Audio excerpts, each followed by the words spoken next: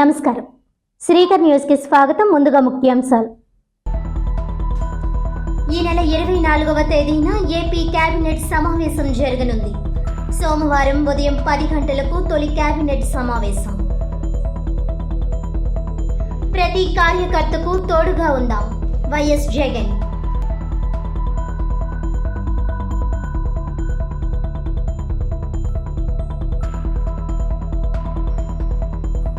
June 24 నుంచి ప్రజా సమస్యల పరిష్కార వేదిక మీకోసం. స్పందన స్థానంలో మీకోసం అర్జీల స్వీకరణ. జిల్లా, డివిజన్, మండల కేంద్రంలో అధికారులు హాజరు కావాలి. Collector doctor K Madhavilatha. Andhra Pradesh 16వ అసెంబ్లీ స్పీకర్గా నర్సీపట్నం ఎమ్మెల్యే చింతకాయల అయ్యన్న పాత్రుడు ఏకగ్రీవంగా ఎన్నికయ్యారు. ఒకే నామినేషన్ దాఖలైనందున అయ్యన్న పాత్రుడి ఎన్నిక ఏకగ్రీవమైంది. ప్రొటెం స్పీకర్ గోరంట్ల బుచ్చయ్య చౌదరి ఆయన ఎన్నికను సభలో అధికారికంగా ప్రకటించారు. అనంతరం ముఖ్యమంత్రి చంద్రబాబు, ఉప ముఖ్యమంత్రి పవన్ కళ్యాణ్, మంత్రులు అచ్చెన్నాయుడు, సత్యకుమార్ అయ్యన్న పాత్రుడిని స్పీకర్ స్థానంలో కూర్చుండబెట్టారు. ఆయన్ను అభినందించారు. అయ్యన్న పాత్రుడు గత 5 ఏళ్లుగా ఎన్నో ఇబ్బందులు పడ్డారని, అయ్యన్న పాత్రుడిపై 20కు పైగా కేసులు పెట్టి ఎన్నో ఇబ్బందులు పెట్టారని అన్నారు.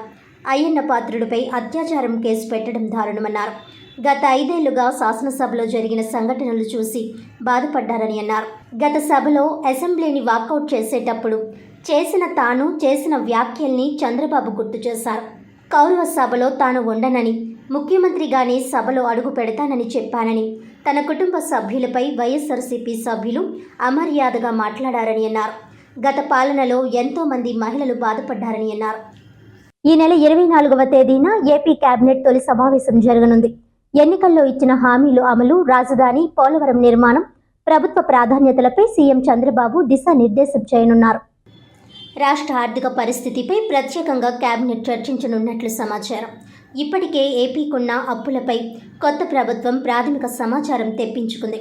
14 లక్షల కోట్లకు పైగా ఏపీకి అప్పుల భారం ఉందని ప్రభుత్వానికి సమాచారం వచ్చింది. గత ప్రభుత్వంలో జరిగిన అవినీతి వ్యవహారాలపై విచారణ చేపట్టే అంశంపై కేబినెట్లో చర్చించే అవకాశం ఉన్నట్లు తెలుస్తోంది. స్పీకర్గా అయ్యన్న పాత్రుడు ఎన్నిక తరువాత సీఎం చంద్రబాబు మాట్లాడుతూ, అప్పట్లో పవన్ కళ్యాణ్ను అసెంబ్లీ గేట్ కూడా తాకనివ్వనని వైసీపీ నేతలు చేసిన సవాల్ను గుర్తు చేశారు. జనసేన పార్టీ పోటీ చేసిన అన్ని స్థానాల్లో గెలిచిందని, వైసీపీ వాళ్ళు వైనాట్ 175 అని 11 మాత్రమే గెలిచారని అన్నారు. గత సభ లాంటి సభను తాను ఎన్నడూ చూడలేదన్నారు. తాను 9 సార్లు గెలిచానని, ఇక్కడ ఉన్న అందరికంటే సీనియర్ అని పేర్కొన్నారు. ఈ సభను అత్యంత గౌరవంగా నడపాలని కోరానని చంద్రబాబు తెలిపారు. ఈ సభలో హుందాతనంతో ముందుకు వెళ్లాలని, వెకిలి మాటలకు ఇక స్వస్తి అని చంద్రబాబు తెలిపారు. చట్టసభలు విలువ తెలిసిన వ్యక్తి అయ్యన్న పాత్రుడని పేర్కొన్నారు. అయ్యన్న నాయకత్వంలో సభ హుందాతనం పెరుగుతుందని చంద్రబాబు తెలిపారు. రాజధాని కట్టాలని అన్నారు. అలాగే పోలవరం నిర్మాణంతో పాటు నదుల అనుసంధానం, పేదల అభివృద్ధి వంటి కార్యక్రమాలు ఈ సభలోనే చేపట్టాలని చంద్రబాబు ఆకాంక్షించారు. ఆంధ్రప్రదేశ్ అసెంబ్లీలో డిప్యూటీ సీఎంగా పవన్ కళ్యాణ్ తొలిసారి ప్రసంగించారు. అసెంబ్లీ స్పీకర్గా అయ్యన్న పాత్రుడిని ఎన్నుకున్నంత తరువాత స్పీకర్ను అభినందిస్తూ పవన్ మాట్లాడారు. తొలి స్పీచ్తోనే అదరగొట్టారు. సభ ఎలా ఉండాలో తన మనసులోని మాటలను తెలియజేశారు. సభాధ్యక్ష హోదాలో సభను ముందుకు తీసుకువెళ్లాలని అయ్యన్నను కోరారు. ఇన్నాళ్ళు మీ వాడి వేడితో కూడిన మాటలు విన్నాం. ఇక మీ నుండి అలాంటి మాటలు లేకపోయినా బాధ్యతతో మార్గం చూపించే మాటలు వింటాం. 2047 నాటికి ఏపీ ఉన్నతంగా ఉండాలంటే ఇప్పుడే దానికి పునాది వేయాలి. విభేదించడం, వాదించడం చర్చకు మూల సిద్ధాంతాలు, అంతేగాని దూషణలు, కొట్లాటలు కాదు. పొట్టి శ్రీరాములు చావుకు దగ్గరవుతూ చేసిన ఒక్కో రోజు దీక్ష 1.5 ఏళ్లకు సమానం. మహానుభావుడు బ్రతికినప్పుడే కాదు, చనిపోయినప్పుడు కూడా ఆయన గుర్తుండాలి. ఈ విలువైన 5 ఏళ్లు రాబోయే తరాలకు దిశానిర్దేశం చేసేలా ఉండాలి. పశువు, పక్షి, చెట్టు అన్నీ కూడా బాగుండాలి అని కోరుకుంటున్నానని పవన్ ఆకాంక్షించారు. ఆ రోజు నేను ఒక మాట చెప్పాను, ఇది గౌరవ సభ కాదు, మీరు నాకు మైక్ కూడా ఇవ్వడం లేదు, మైక్ ఇవ్వకపోయినా నేను స్టేట్మెంట్ ఇవ్వాలి కాబట్టి ఇచ్చేడతాను రికార్డు కోసం అని చెప్పి గట్టిగా లేచి ఇదే సీట్లో కూర్చొని ఆ రోజు నేను చెప్పింది అదే వర్డ్స్ మీకు రిపీట్ చేస్తున్నాను. నేను స్టేట్మెంట్ ఇవ్వాలనుకున్నాను, మీరు మైక్ ఇవ్వకుండా చేశారు. అయినా నాకు బాధ లేదు. మళ్ళీ చెప్తున్నా, ముఖ్యమంత్రిగానే ఈ హౌస్కు వస్తాను తప్ప అదర్వైజ్ నాకు ఈ రాజకీయాలు అవసరం లేదు. ఇది ఒక గౌరవ సభ కాదు. ఇలాంటి గౌరవ సభలో నేనుండనని మరొక్కసారి చెప్తూ మీకు నమస్కారం. ప్రజలకు విజ్ఞప్తి చేస్తున్నా, నా అవమానం మీరు అందరూ అర్థం చేసుకొని నిండు మనసుతో ఆశీర్వదించాలని కోరుతూ ఈ సభ నుంచి వాకౌట్ చేస్తున్నానని చెప్పి వాకౌట్ చేసి బయట ప్రెస్ కాన్ఫరెన్స్ పెట్టాను. ఎందుకు ఈ విషయం చెప్తున్నానంటే, నా జీవితంలో ఇది 9వసారి నేను ఎమ్మెల్యే. ఈ రాష్ట్రంలో తెలుగు జాతిలో నాకు వచ్చిన అవకాశాలు ఏ నాయకుడికి రాలేదు. 14 సంవత్సరాలు ముఖ్యమంత్రిగా పనిచేశాను. ఇప్పుడు మళ్ళీ ముఖ్యమంత్రి అయ్యాను. 15 సంవత్సరాల అపోజిషన్ పార్టీ లీడర్గా పనిచేశాను. కానీ తిరుపతిలో నా పైన దాడి జరిగింది. 24 క్లేమోర్ మైన్స్ నా మీద బ్లాస్ట్ చేశారు. ఆ రోజు కూడా నా కళ్ళలో నీళ్ళు రాలేదు. మొట్టమొదటిసారిగా ఎలాంటి సంబంధం లేని నా సతీమణి పైన ఆరోపణలు చేశారు.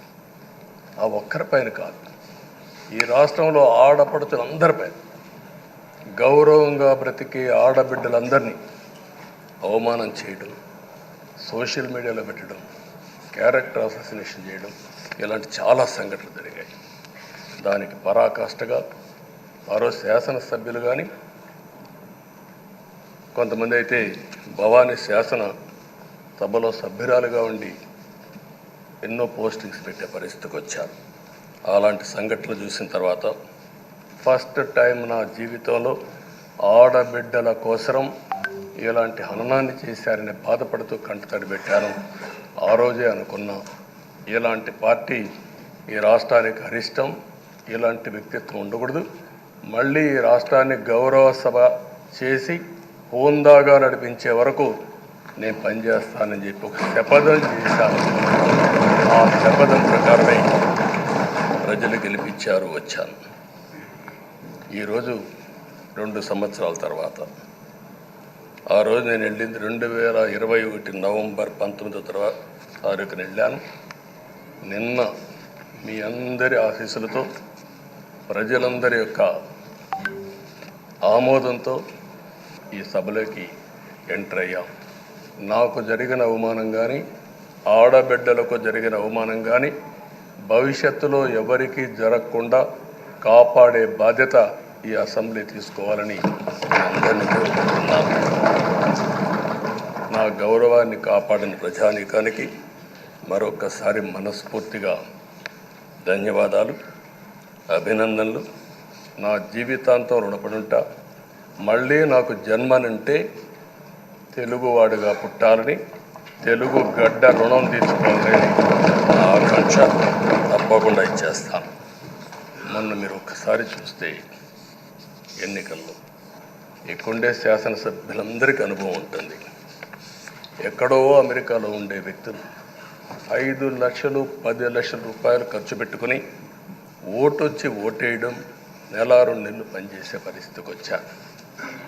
వేరే రాష్ట్రాల్లో ఉండే ప్రతి ఒక్కరూ ఇది నా బాధ్యత అనే ఉద్దేశంతో అందరూ వచ్చి ఓట్లేసే పరిస్థితికి వచ్చారు. కొన్ని సంఘటనలు చూస్తే ఆశ్చర్యం వేస్తుంది. హైదరాబాద్ నుంచి ఎన్నికల ముందు రోజున 55 ట్రైన్లు వేశారు. 55 ట్రైన్లో ఫుట్పాత్ల పైన నిలబడుకొని వచ్చారు. ఏసీలో ఫుల్గా, మామూలుగా ఏసీ అంటే ఒక ప్రెషర్ ఉంటుంది, ఎక్కువ మంది ఉంటే గాలి ఆడదు. అయినా కూడా లెక్క పెట్టుకోకుండా వచ్చారు.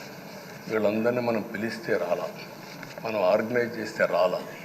కానీ ప్రజలు గెలవాలి, ఈ రాష్ట్రాన్ని కాపాడుకోవాలని పిలిపించాం. ఎన్డీఏ, పవన్ కళ్యాణ్ గారు, బీజేపీ, తెలుగుదేశం ముగ్గురం కలిసి దాంతో స్పందించి పెద్ద ఎత్తున ప్రతి ఒక్కరూ మా బాధ్యతను వచ్చారు. అదే మాదిరిగా పేదవాడు భోజనం తెచ్చుకొని బస్సుల్లో వచ్చి ఓటేసి మళ్ళీ వెళ్ళారు. అంటే అంత అభిమానం చూపించారు. వాళ్ళ రుణం తీర్చుకోవాల్సిన బాధ్యత ఈ సభ పైన ఉందని చెప్పి మీ అందరికీ తెలియజేస్తున్నా. ఆ బాధ్యతని మన కళ్ళ ముందు ఎప్పుడూ కనపడవలసిన అవసరం ఉంది. ఈరోజు రాష్ట్రం విధ్వంసమైన రాష్ట్రాన్ని మళ్ళీ గాడిన పెట్టాలి. మంత్రులందరం ప్రమాణ స్వీకారం చేశాం. పవన్ కళ్యాణ్ గారు అందరం కూడా చేశాం. కానీ ఈరోజు ఒక్కసారి ఆలోచిస్తే ఎక్కడున్నామో తెలియని పరిస్థితి, ఎంత అప్పు ఉందో తెలియని పరిస్థితి, చాలా సమస్యలు ఉన్నాయి.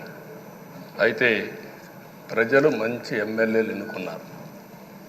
నేను కానీ, పవన్ కళ్యాణ్ గారు కానీ, బీజేపీ కానీ, అగ్రనాయకత్వం అందరం కూడా, నరేంద్ర మోడీ గారితో సహా ఇంకొక పక్క అమిత్ షా గారు అందరం కూడా మీటింగ్లు పెట్టినప్పుడు చాలా స్పష్టంగా హామీలు ఇచ్చాం. అవి నమ్మారు, మనలందరినీ ఎంపిక చేసుకున్నారు. మీరందరూ కలిసి ఒక మంచి వ్యక్తిని, రాజకీయాల్లో గౌరవాన్ని కాపాడే వ్యక్తిని, పార్టీని నమ్ముకున్న వ్యక్తిని మీరు ఎన్నుకున్నారు. ఈరోజు మనందరం కూడా గుర్తుపెట్టుకోవాల్సింది, ఇక్కడికి వచ్చినప్పుడు అవతల పార్టీ వాళ్ళు కూడా మనం ఎగతాళి చేయాల్సిన అవసరం లేదు. ప్రజలు పనిష్మెంట్ ఇచ్చారు. ఇదే హౌస్లో నేను చూశాను. 23 సీట్లు మాకు వచ్చాయి. నేను బాధపడ్డాం. కానీ ప్రజాస్వామ్యాన్ని గౌరవించాలనే ఉద్దేశంతో ప్రజాస్వామ్యుతంగా పనిచేశాం. 23వ తారీఖు ఎన్నికల రిజల్ట్స్ వస్తే దాన్ని వక్రీకరించి 23వ తారీఖున దేవుడు రాసిన స్క్రిప్ట్ ఇది, మీకు 23 సీట్లు వచ్చాయని మాట్లాడారు. ఇప్పుడు నేను అడుగుతున్నా, కూటమికి 164 సీట్లు వచ్చాయి. 1, 6, 4 కూడుకుంటే 11 వస్తుంది.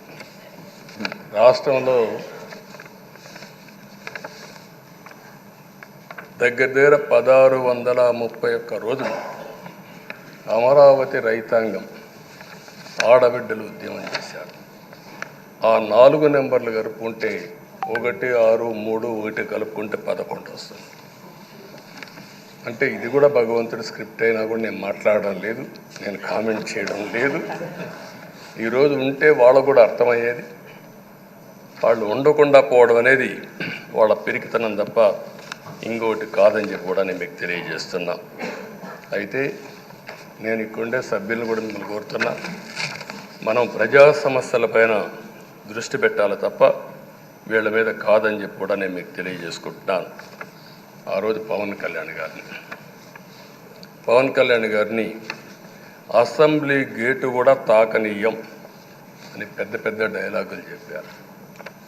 21 సీట్లలో పోటీ చేస్తే 21 సీట్ని గెలిపించిన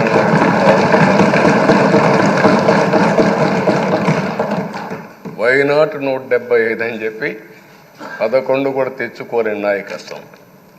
అంటే ఏ విధంగా మాట్లాడారు అనేదానికి ఇది ఒక ఉదాహరణ. ఆ రోజు పవన్ కళ్యాణ్ గారు చాలాసార్లు, నేను కూడా అన్నాను, బయట చాలామంది అభినందించారు. పవన్ కళ్యాణ్ గారిని మాట్లాడవలసిన కోరుతున్నాను.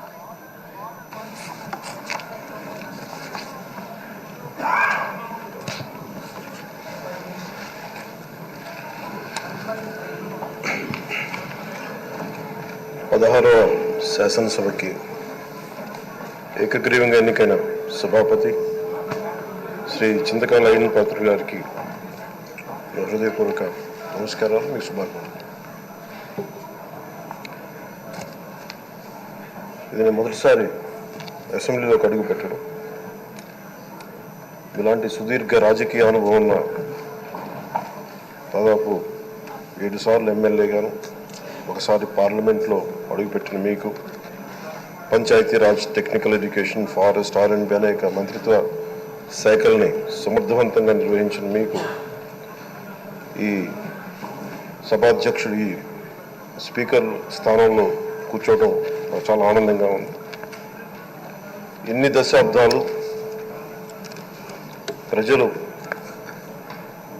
రాజకీయ జీవనంలో, ఎన్ని దశాబ్దాలు ప్రజలు మీ వాడి వేడి చూశారు. మీకు కోపం వస్తే ఋషికొండను చెక్కినట్టు ప్రత్యర్థులకి పదునైన ఉత్తరాంధ్ర యాసలో గుండు కొట్టేస్తారు. ఒకటే భావిస్తాం సార్, ఇకపైన మీకు తిట్టే అవకాశం లేకపోవడం. కానీ ఇక మీద సభలో ఎవరు తిడుతున్నా దాన్ని ఆఫ్ చేసే బాధ్యత మీ చేతిలోనే ఉంది, మీరే మైక్ ఆఫ్ చేయాలి. అంటే మా చిన్నప్పుడు నేను చూసాను, ఒకసారి అల్లరి చేసే అబ్బాయిని క్లాస్ లీడర్ చేసేవాళ్ళు చిన్నప్పుడు మా స్కూల్లో. కానీ ఇన్నాళ్ళు ప్రజలు మీ వాడి వేడి పలుకులు, మీ ఘాటైన వాగ్దాటి చూశారు. ఈ రోజు నుంచి రాష్ట్ర ప్రజలు మీ హుందాతనం చూస్తారు. డిబేట్స్ వెనకాల దాక్కుని సంస్కారహీనమైన భాషలని భావాలని రకరకాల మాధ్యాల్లో విరజిమ్ముతూ ఉంటారు. దాని నియంత్రణ మీ ఆధ్వర్యంలో ఇక్కడి నుంచే మొదలవ్వాలి. ఇందాక సభా నాయకులు గౌరవ ముఖ్యమంత్రి శ్రీ చంద్రబాబు నాయుడు గారు చెప్తారు, ఆడబిడ్డలు ఏ విధంగా నలిగిపోయారు ఈ రాష్ట్రంలో గత 5 సంవత్సరాల్లో. చిన్న లేదు, పెద్ద లేదు, ఎవరని లేదు. ఎవరన్నా సరే ఒక మాట మాట్లాడితే వాళ్ళు వ్యక్తిగతంగా దూషణ, సోషల్ మీడియాలో వాళ్ళని క్యారెక్టర్ అసాసినేట్ చేయటం, వాళ్ళు పెద్ద నాయకులు కావచ్చు, కార్యకర్తలు కావచ్చు, లేదా వాళ్ళకి ఎదురు తిరిగి ఒక ఒపీనియన్ చెప్పి ఎవరైనా సగటు మనిషి కూడా కావచ్చు, అది ఇక్కడితో ఈ రోజు నుంచి ఆగిపోవాలి అధ్యక్ష. అది మీ ఆధ్వర్యంలోనే మొదలవ్వాలి. గత ప్రభుత్వం తాలూకు సభ జరిగిన విధానం చూస్తే ఈ వ్యక్తిగత దూషణ ఇవన్నీ చాలా ఇబ్బంది పెట్టే ప్రజలు. ఈ రోజున వాళ్ళకి 11 సీట్లకు పరిమితం అయ్యారు, ఈరోజు లేరు, ధైర్యం లేదు వాళ్ళకి.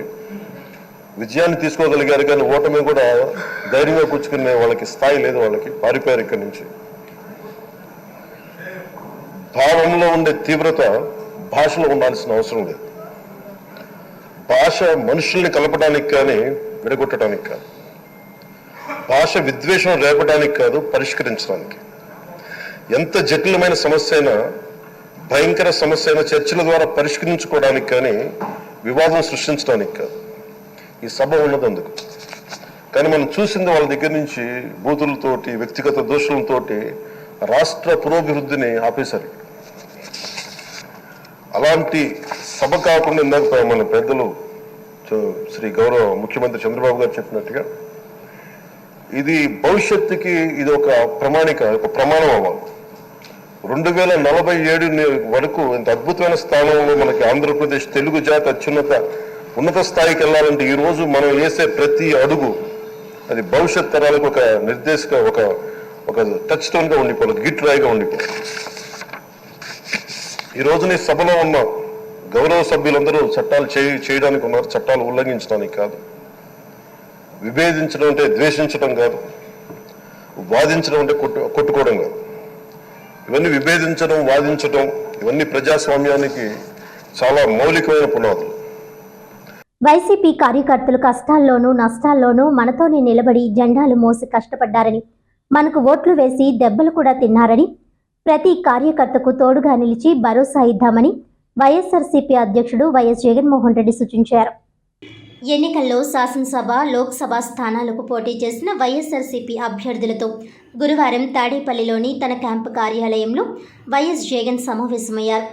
సోషల్ మీడియా కార్యకర్తలను, మన కోసం నిలబడ్డ వాలంటీర్లను కాపాడుకోవాలని పిలుపునిచ్చారు. గ్రామ స్థాయిలో మన పార్టీ జెండా పట్టుకున్న ప్రతి ఒక్కరిని కాపాడుకోవాలని, వారికి తోడుగా ఉండాలని ఆదేశించారు. రాష్ట్రంలో గతంలో ఎప్పుడూ చూడని రీతిలో మన కార్యకర్తలు సానుభూతి పరుల మీద దాడులు చేస్తున్నారు. మనకు ఓటు వేసిన వారి మీద దాడులు చేస్తున్నారు. తీవ్రంగా అవమానించడంతో పాటు ఆస్తులకు నష్టం చేకూరుస్తున్నారు. ప్రాణాలు కోల్పోవడం కూడా కొన్ని చోట్ల చూసాం. మీ అందరికీ ఒక్కటే చెబుతున్నా, మీ నియోజకవర్గాల్లో కార్యకర్తలకు తోడుగా ఉంటూ పరామర్శించి భరోసా కల్పించండి. సోషల్ మీడియా కార్యకర్తలు మన కోసం నిలబడ్డ వాలంటీర్లకు తోడుగా నిలవాలి. ఇప్పటికే పార్టీ తరపున ఆదుకునే కార్యక్రమాలు చేస్తున్నాం. పార్టీ ఇచ్చే సహాయాన్ని మీరు స్వయంగా అందజేయండి అభ్యర్థులకు దిశానిర్దేశం చేశారు. రాబోయే రోజుల్లో నేను కార్యకర్తలను కలుస్తాం. నష్టపోయిన ప్రతి కార్యకర్త ఇంటికి వెళ్ళి కలిసి భరోసానిచ్చే కార్యక్రమం చేస్తాం. మా ఎమ్మెల్యే అభ్యర్థి, ఎంపీ అభ్యర్థి మా వద్దకు రాలేదనే మాట అనిపించుకోవద్దు. ప్రతి కార్యకర్తకు భరోసా కల్పిద్దాం. ఇది అవసరమని సూచించారు. మనల్ని నమ్ముకొని కొన్ని కోట్ల మంది ఉన్నారు. మనం పక్కకు తప్పుకుంటే వారంతా నష్టపోతారు. లక్షల మంది కార్యకర్తలు, వేల మంది నాయకులు, వందల మంది పోటీ చేసిన అభ్యర్థులు కూడా నష్టపోతారు. అసెంబ్లీలో బహుశా మనం చేయగలిగింది తక్కువే ఉంటుంది. ఎందుకంటే మనకు వచ్చిన సంఖ్యాబలం కూడా చాలా తక్కువే. పైగా కౌరవ సామ్రాజ్యం లేకపోతా ఉన్నాం. ఏకంగా స్పీకర్ పదవికి తీసుకోబోయే వ్యక్తి ఎంత సిగ్గు లేకుండా సోషల్ మీడియాలో వైరల్ అవుతూ ఉంది వాళ్ళు మాట్లాడుతూ ఉన్న మాటలు. ఒకడంటాడు జగన్ ఓడిపోయాడు ఇంకా చనిపోలేదు అని ఒకడు అంటాడు, ఇంకా చావలేదు అని ఒకడు అంటాడు, ఇంకొకడు అంటాడు చచ్చేదాకా కొట్టాలి అని ఇంకొకడు అంటాడు. నిజంగా ఇలాంటి కౌరవ సామ్రాజ్యంలోకి మనం పోతా ఉన్నాం. ఆ వ్యక్తి ఇప్పుడు స్పీకర్ కాబోతున్నాడట. ఇలాంటి పరిస్థితుల మధ్య ఆ కౌరవ సామ్రాజ్యంలో అసెంబ్లీలో ఏదో మనం చేయగలుగుతామని చెప్పి నాకైతే నమ్మకం లేదు. కానీ పాపాలు పండే కొద్దీ ప్రజలతో కలిసి ప్రజల మధ్య నిలబడి పోరాటం చేసే కార్యక్రమాలు అయితే రాబోయే రోజుల్లో ముమ్మరంగా స్పీడ్ అందుకుంటాయి. అదే జగన్ పరిపాలనలో కులం చూడలేదు, మతం చూడలేదు, ప్రాంతం చూడలేదు, చివరికి ఏ పార్టీకి ఓటు వేశారని కూడా చూడలేదు. ప్రతి పథకాన్ని డోర్ డెలివరీ చేయించాడు జగన్, మన వైఎస్ఆర్ కాంగ్రెస్ పార్టీ. కానీ ఈరోజు కేవలం వాళ్ళ పార్టీకి ఓటు వేయలేదు అన్న ఒకే ఒక్క కారణంతో ఏకంగా మనుషులను కొడతా ఉన్నారంటే, ఆస్తులను ధ్వంసం చేస్తూ ఉన్నారు అని అంటే, ఓటు వేయని వారిని అవమానిస్తూ ఉన్నారు అని అంటే, నిజంగా ప్రతి గ్రామంలోనూ ఇంత అన్యాయంగా వ్యవహరిస్తున్నారు అని అంటే, శిశుపాలని పాపాలు పండడం చాలా వేగంగా పడతా ఉన్నాయి. పాపాలు పడ్డే కార్యక్రమాలు ఎప్పుడు చూడల. మన పరిపాలనలో, మీ జగన్ పరిపాలనలో ఏకంగా మేనిఫెస్టో అన్నది ప్రతి గవర్నమెంట్ అధికారి ఆఫీస్లో కనిపించేది. కలెక్టర్ల కార్యాలయాల్లో మొదలు పెడితే సెక్రటరీల కార్యాలయాల దగ్గర నుంచి, హెచ్ఓడి కార్యాలయాల దగ్గర నుంచి ముఖ్యమంత్రి కార్యాలయాల్లో మన మేనిఫెస్టో కనిపిస్తూ ఉంటే, కనిపించే పాలన మనదైతే, ఇప్పుడు హోర్డింగులు పెడుతున్న రెడ్ బుక్ అని హోర్డింగులు పెట్టి, ఆ రెడ్ బుక్లో కక్ష సాధింప చేయబోయే అధికారులు ఎవరు, ఎవరిని కొట్టాలి, ఎవరిని నాశనం చేయాలి అని చెప్పి ఏకంగా పేర్లు రాసి రెడ్ బుక్ అని చెప్పి దాన్ని ప్రకటించి ఏకంగా హోర్డింగులు పెట్టి, ఆ రెడ్ బుక్ అనేది ఏదో ఘనకార్యం చేస్తూ ఉన్నట్టుగా రెడ్ బుక్స్లో ఉన్న పేర్లన్నింటినీ కూడా మేము వాళ్ళని కొడతాము, వాళ్ళని చంపుతాము, వాళ్ళ మీద అఘాయిత్యాలు చేస్తాము, అన్యాయాలు చేస్తాము అని చెప్పి ఏకంగా నిస్సిగ్గుగా దౌర్జన్యం చేస్తూ ఉన్న పరిస్థితులు కనిపిస్తూ ఉన్నాయి. శిశుపాలని పాపాలు వేగంగా పడుతూ ఉన్నాయి. మొట్టమొదటిసారిగా కేంద్రంలో కేవలం 272 స్థానాలకు 273 స్థానాలకు గాను మెజారిటీ రావాలనంటే 240 స్థానాలకి వచ్చి ఆగిపోయింది బీజేపీ. 240 స్థానాలకి ఆగిపోయిన పరిస్థితులు మొట్టమొదటిసారిగా కేంద్రంలో ఉన్న పార్టీకి పూర్తి మెజారిటీ లేదు. 240 స్థానాలకి ఆగిపోయిన పరిస్థితులు. మరో పక్క చంద్రబాబు నాయుడు గారికి 16 స్థానాలు అంటాడు. ఎన్డీఏలో తానే చక్రం తిప్పుతా అన్నట్టుగా మోడీ పక్కనే కూర్చొని కనిపిస్తాడు. మరి ఇలాంటి పరిస్థితుల్లో కూడా రాష్ట్రానికి రావాల్సిన ప్రత్యేక హోదా అడక్కపోవడం, మరి ఇలాంటి పరిస్థితుల్లో కూడా రాష్ట్రానికి రావాల్సిన ప్రత్యేక హోదా అడక్కపోవడం, అడిగి సాధించుకోకపోవడం, శిశుపాలని తప్పుల్లో, వరుస తప్పుల్లో, పాపాల్లో ఇవన్నీ కూడా బాగాలే. ఇటువంటి పరిస్థితుల్లో కూడా రాష్ట్రానికి రావాల్సినవి, కావాల్సినవి అడగలేని పాలన, అడగలేని మనిషి రాష్ట్రానికి ఏం సమాధానం చెప్తాడు, రాష్ట్ర పిల్లలకి ఏం సమాధానం చెప్తాడు, రాష్ట్రంలో ఉన్న యువకులకు, పిల్లలకు ఏం సమాధానం చెప్తారు? శిశుపాలని పాపాల్లో ఇవన్నీ కూడా ఇప్పటికే వేగంగా కూడా అందుకుంటా ఉన్నాయి. అదే జగన్ ఉండింటే, అదే వైఎస్ఆర్ కాంగ్రెస్ పార్టీ పాలన ఉండింటే ఈ పాటికే విద్యా దీవెన బటన్ అయిపోయి ఉండేది. జనవరి, ఫిబ్రవరి, మార్చికి సంబంధించిన క్వార్టర్కి సంబంధించిన Vidya Deevena fee reimbursement pending. అదే జగన్ ఉండింటే ఏప్రిల్లో ఇవ్వాల్సిన Vasathi Deevena first instalment pending. ఇప్పటికే రైతు భరోసా పెండింగ్, అమ్మఒడి పెండింగ్, చివరికి చిన్న అమౌంట్ అయిన మత్స్యకార భరోసా కూడా పెండింగ్. అదే జగన్ ఉండింటే ఈ పాటికి ఇన్ని బటన్లన్నీ ఈ పాటికి అయిపోయి ఉండేటివి. ఒక్క జగన్ తప్పుకోవడంతో, ఒక వైఎస్ఆర్సీపీ పాలన పోవడంతో ఈరోజు అమ్మఒడి బటనింగా రాలా, రైతు భరోసా బటనింగా రాలా, విద్యా దీవెన పెండింగ్, వసతి దీవెన పెండింగ్. ఇప్పటికే ఇక ఇదే అంటుకుంటూ పోతుంది. డిసెంబర్, జనవరి వచ్చే నాటికి ఏమయ్యా ఇవన్నీ మాకు చెప్పావు, 4,12,00,000 మంది ఓటర్ల లిస్టు, ఇందులో సగం మంది ఆడవాళ్ళే, అందరూ 18 సంవత్సరాల పైవారే ఓటర్ లిస్టులో ఉన్నారు అని అంటే, మరి వీరందరికీ 1,500 ప్రతి నెల ఇస్తానన్నాడు. సంవత్సరానికి 18,000.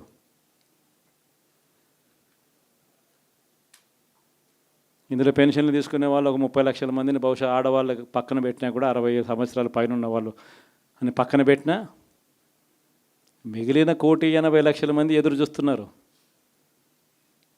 అప్పుడే చంద్రబాబు వచ్చేసాడు, చాలా రోజులు అయిపోయింది, ఇంతవరకు మాకు రావాల్సిన 1,500 నెల ఇస్తానన్న 1,500 ఇంకా రాలేదేమో అని చెప్పి.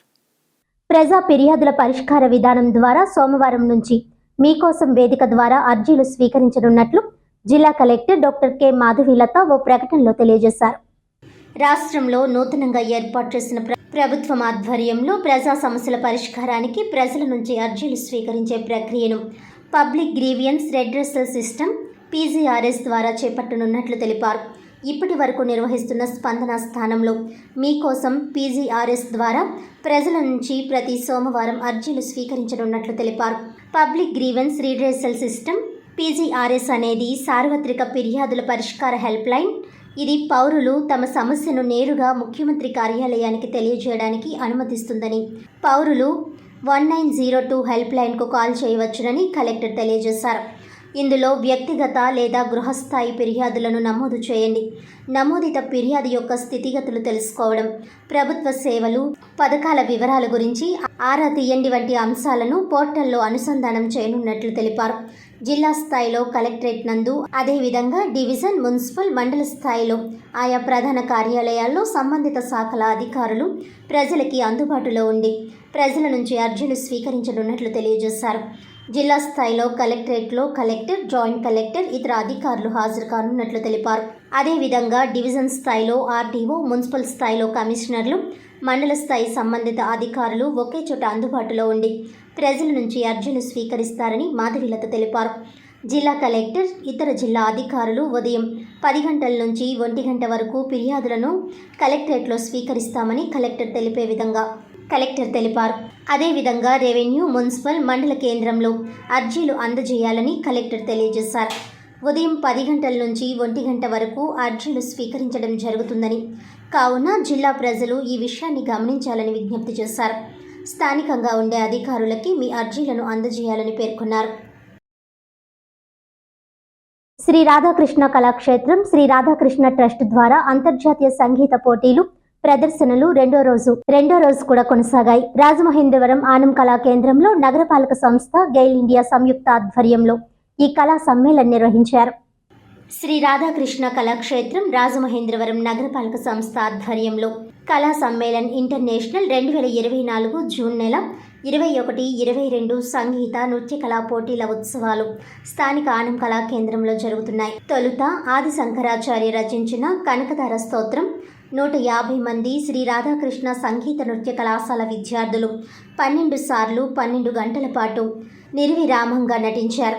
జడ్జిలుగా doctor P Srinivas, doctor G Uma Jayasri వ్యవహరించారు. పిఎంపి అసోసియేషన్ అధ్యక్షులు డాక్టర్ అబ్దుల్ రెహమాన్, కళాసింహమణి ఆర్ చంద్రమోహన్లు సన్మానించారు. కూచిపూడి, భరతనాట్యం, ఆంధ్ర నాట్యం, సంగీతం తదితర పోటీల్లో విజేతలకు బహుమతులు అందిస్తారు. ముఖ్య అతిథులుగా collector K Madhavilatha, MP Daggubati Purandeswari, Rajanagaram MLA Battula Balaramakrishna, నగరపాలక సంస్థ కమిషనర్ కె దినేష్ కుమార్ తదితరులు పాల్గొన్నారు. శ్రీ రాధాకృష్ణ సంగీత నృత్య కళాక్షేత్ర మరియు రాజమహేంద్రవరం మున్సిపల్ కార్పొరేషన్ మరియు గెయిల్ సంయుక్త ఆధ్వర్యంలో అంతర్జాతీయ సంగీత నృత్య పోటీలు ఈసారి 41వ సంవత్సరం నిర్వహించడం జరుగుతుంది. ఇందులో ముఖ్య ఉద్దేశం అంతర్జాతీయంగా ఉన్నటువంటి మనం భారతీయ సనాతన సంప్రదాయాలని మీ ముందుంచే ప్రయత్నంలో ఎవ్రీ ఇయర్ చేసేటటువంటి ఈ కళా సమ్మేళనం ఈసారి మరీ ప్రత్యేకత ఏంటంటే ఈసారి మలేషియా మరియు యుఎస్ అట్లాంటా నుంచి కూడా ఇతర దేశాల నుంచి కూడా మన భారతదేశ సనాతన ధర్మాన్ని నమ్మి వచ్చేటటువంటి అనేక మంది విద్యార్థులు మన ముందుకు వస్తున్నారు. ఈరోజు రేపు వారి యొక్క ప్రదర్శనలు ఉంటాయి. అయితే ఇందులో భాగంగా మొదటి రోజు అంతర్జాతీయ సంగీత నృత్య పోటీలు మరియు అరంగేట్రం చేయడం జరిగింది మన కళాశాల విద్యార్థులు. రెండవ రోజు అద్భుతమైనటువంటి కనకదార స్తోత్రాన్ని 150 మంది విద్యార్థులు 108 సార్లు 16,200 సార్లు కనకదార స్తోత్ర పారాయణ చేయగా, తదనంతరం ప్రపంచంలో ఇప్పటిదాకా ఎవరు సాహసం చేయనటువంటి రుద్ర నమ్మకం చమకాన్ని నృత్య రూపంగా చేసి స్వామీజీ సాక్షాత్కారంతో స్వామీజీ వేంచేసి ఉన్నారు. ప్రత్యక్ష పర్యవేక్షణలో వారి యొక్క దివ్య ఆశీస్సులతో అద్భుతంగా ప్రదర్శన జరిగింది శివస్వామి వారి సన్నిధిలో. సో అద్భుతమైన ఈ ప్రదర్శనలు అయ్యాయి. ఈ రోజు నుంచి అంతర్జాతీయ సంగీత నృత్య పోటీల్లో భాగంగా అనేక మంది విద్యార్థులు బెంగళూరు, ఆంధ్రప్రదేశ్ మరియు తదితర ప్రాంతాల నుంచి దూర ప్రాంతాల నుంచి వచ్చి ఉన్నారు. వారందరికీ కూడా కాంపిటీషన్స్ నిర్వహించడం జరుగుతుంది. ఈ కాంపిటీషన్స్లో న్యాయ నిర్ణేతలుగా డాక్టర్ జి ఉమాజయశ్రీ గారు మరియు పి శ్రీనివాస్ గారు, doctor P Srinivas central university Hyderabad నుంచి వేయించేసి ఉన్నారు. వీరందరికీ కూడా ఆదివారం సాయంత్రం బహుమతి ప్రదానం ఉంటుంది. బహుమతి ప్రదానం మన ఎంపీ గారు ఉంటే పురంధరేశ్వరి గారి చేతుల మీదుగా ఉంటుంది. వారు వేయించేస్తానని చెప్పారు. అలాగే మన ఎమ్మెల్యేలు అయినటువంటి వాసు గారు, అలాగే మన గోరంట్ల బుచ్చయ్య చౌదరి గారు మరియు మన బలరామకృష్ణ గారు ఆధ్వర్యంలో ఆదివారం సాయంత్రం బహుమతి ప్రదానం ఉంటుంది. ఈ అద్భుత కార్యక్రమం 4 రోజులు స్థానిక ఆనంద్ కళా కేంద్రంలో నిర్వహించడం జరుగుతుంది.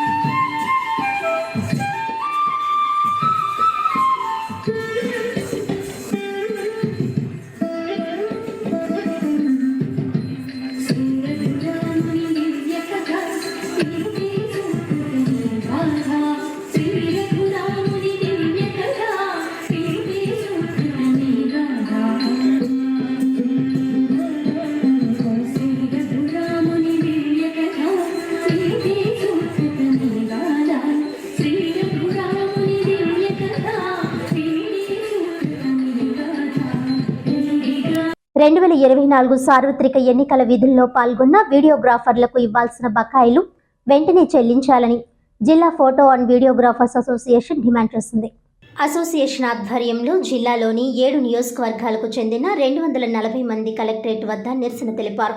అనంతరం కలెక్టర్ మాధవీలతను కలిసి వినతి పత్రం అందజేశారు. ఈ సందర్భంగా జిల్లా ఫోటో అండ్ వీడియోగ్రాఫర్స్ అసోసియేషన్ అధ్యక్షుడు Koni Srinu, Rajamahendravaram photographers welfare association గౌరవ సలహాదారుడు ప్రభాకర్ మాట్లాడారు. 58 రోజుల పాటు వినియోగించుకొని తొలుత చెప్పినట్లుగా బిల్లుల తాలూకా సొమ్ము చెల్లించలేదని ఆందోళన వ్యక్తం చేశారు. కేవలం 30% మాత్రమే ఇచ్చారని అన్నారు. ఇంకా 1.53 కోట్ల రూపాయల వరకు రావాల్సి ఉందన్నారు. తహసీల్దార్ల ద్వారా చెల్లిస్తామని అంటున్నారని, వారిని అడిగితే సమాధానం చెప్పడం లేదని ఫిర్యాదు చేశారు. ఒక్కొక్క వీడియోగ్రాఫర్కు ₹1,00,000 నుంచి ₹1,50,000 రావాల్సి ఉందన్నారు. కలెక్టర్ దృష్టికి తీసుకువెళ్లగా 5-6 రోజుల్లో చెల్లించేందుకు హామీ ఇచ్చారని వారు చెబుతున్నారు. అసోసియేషన్ జిల్లా కార్యదర్శి ఫణికుమార్, రాష్ట్ర ఆర్గనైజింగ్ కార్యదర్శి రవికుమార్, 7 నియోజకవర్గాల అసోసియేషన్ అధ్యక్ష కార్యదర్శులు, సభ్యులు పాల్గొన్నారు. సుమారుగా 58 రోజులు ఎలక్షన్ డ్యూటీ చేశాం సార్. మాకు పెళ్ళిళ్ళ సీజన్లో ఎలక్షన్ రావడం వల్ల పెళ్ళిళ్ళు కూడా మానుకుని ప్రతి ఫోటోగ్రాఫరు రోజుకి 8 గంటలు చెప్పిన 3 డేస్ డ్యూటీలు చెప్పిన ప్రతి ఫోటోగ్రాఫర్ పనిచేశాడు సార్. పనిచేసి 30% వరకే మాకు పేమెంట్ ఇచ్చారండి. 70% పేమెంట్ ఆగిపోయింది మాది. సుమారు మొత్తం అంతా పేమెంట్ 1,53,00,000 రావాల్స్తే అందులో 30% మాత్రమే ఇచ్చారు. Election election date election code announce అయిన కాడి నుంచి ప్రతిరోజు కలెక్టర్ ఆఫీస్ చుట్టూ మా నాయకులు మేము తిరుగుతూనే ఉన్నాం. ఎప్పుడు చెప్పినా సరే 2 రోజుల్లో మీకు డబ్బులు వచ్చేస్తాయి, 2 రోజుల్లో మీకు డబ్బులు వచ్చేస్తాయని మమ్మల్ని మభ్యపెట్టి ఈ రోజు వరకు మమ్మల్ని గెంటేశారు సార్. ఈ రోజు వరకు మాకు ఎటువంటి డబ్బులు లబ్ధి చేకూరలేదు. అలాగే మేము ఎన్నిసార్లు తిరిగినా ఎంఆర్ఓలకు చెప్పాం, మీకు ఎంఆర్ఓలు డబ్బులు ఇచ్చేస్తారంటాం. మేము ఎంఆర్ఓల దగ్గరికి వెళ్ళడం, వాళ్ళేమో మాకు కలెక్టర్ గారు ఫండ్ పంపించలేదంటాం. ఈ విధంగా చేసి మమ్మల్ని ఇక్కడ దాకా తీసుకొచ్చారండి. గత ఎలక్షన్లో కూడా మేము వర్క్ చేసి ఉంటే దానికి సంబంధించి 3,26,000 ఆగిపోయినాయి సార్. ఆ డబ్బులు అడిగితే ఏమన్నారంటే అప్పుడు మీరు ఎవరి దగ్గర అయితే పనిచేశారో వాళ్ళ దగ్గరికి వెళ్ళి మీరు వసూలు చేసుకోండి అని చెప్పారు. ఇవాళ కొత్త ప్రభుత్వం ఏర్పడిన తర్వాత అధికారులు మారిపోయే పరిస్థితి వచ్చింది. ఇప్పుడున్న అధికారులు కనుక మారిపోతే అదే పరిస్థితి ఎదురైతే కనుక 70% అమౌంట్ మేము కోల్పోతాం సార్. ఒక ఫోటోగ్రాఫర్కి సుమారుగా 1,00,000 నుంచి 1,50,000 రూపాయలు రావాలండి. అలా ఒక సామాన్య ఫోటోగ్రాఫర్కి 1,00,000 రూపాయలు అంటే చాలా ఎక్కువ మొత్తం సార్. అలాంటిది ప్రభుత్వ అధికారులు మమ్మల్ని పట్టించుకోకుండా మా సొమ్ముని ఎగ్గొట్టడానికి చూస్తున్నారండి. దయచేసి మీడియా ద్వారా ప్రభుత్వం దృష్టికి తీసుకెళ్ళి మా ఫోటోగ్రాఫర్ల కష్టాన్ని నాయకుల ద్వారా ప్రభుత్వ అధికారులతో చెప్పి మా సొమ్ముని ఇప్పించాల్సిందిగా కోరుకుంటున్నాం సార్. నా పేరు ప్రభాకర్ అండి. ఈ రాజమండ్రి ఫోటోగ్రాఫర్స్ వెల్ఫేర్ అసోసియేషన్ గౌరవ సలహాదారుని సార్.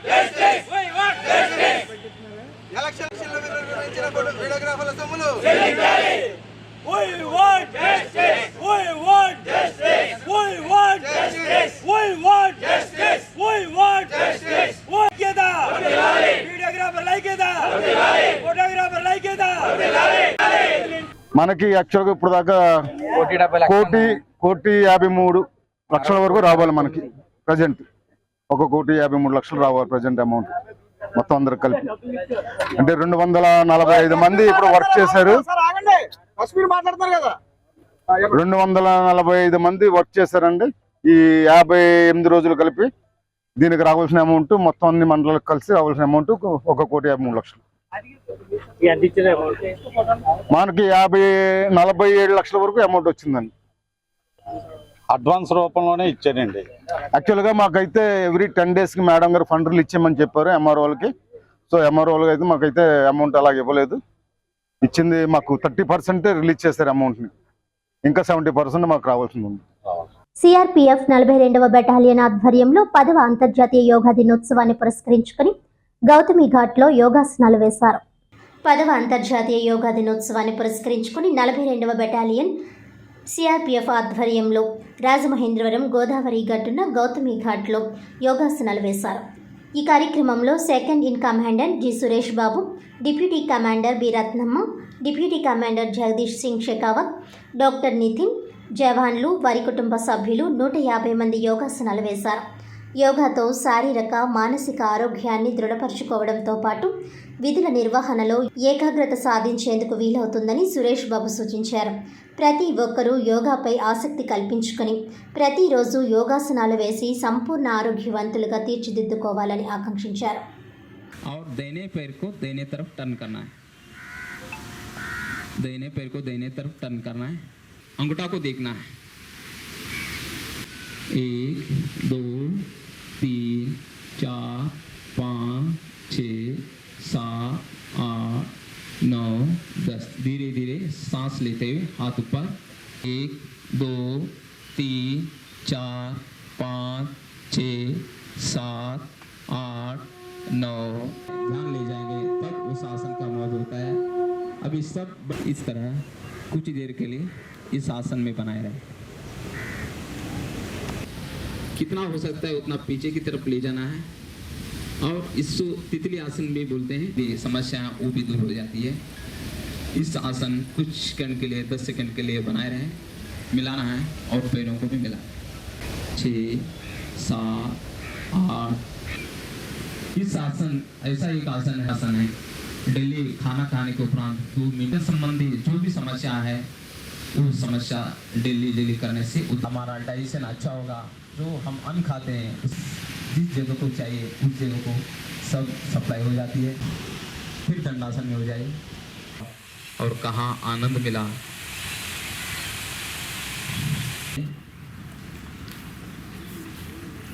पीछे का अंगूठा मिला होना चाहिए।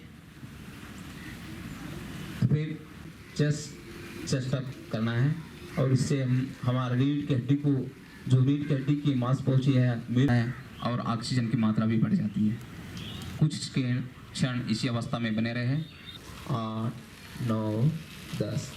फिर पहला बायां हाथ नज़र सामने। इस आसन से हमारा जो चेस्ट में जो ऑक्सीजन की मात्रा बढ़ जाती है और चेस्ट संबंधी जो भी समस्याएं हैं ज़्यादा हो जाती है। और चेस्ट 3, 4, 8, 9, 10। आनंद मिला या महसूस हुआ किस अंग पे जो हमने घुटनों के पास ले जाया। दाहिने पैर को उठा लीजिए, दाहिने बाएं घुटनों के पास रख लीजिए। उतना ही करना है और जबरदस्ती नहीं करना है। पीछे की तरफ घुमा के घूम जाना है, पीछे की तरफ देखना है। 1, 2, 3, 4, 5, 6। सब मकरासन में लेट जाइए और सिर मेरे तरफ सामने तरफ लेट जाइए।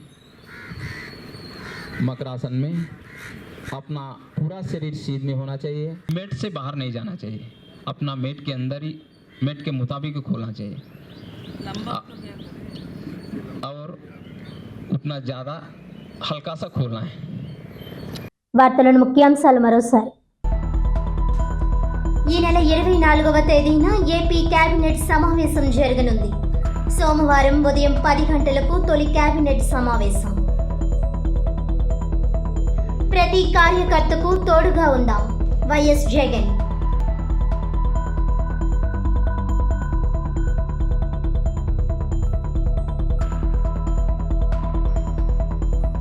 జూన్ 24 నుంచి ప్రజా సమస్యల పరిష్కార వేదిక మీకోసం.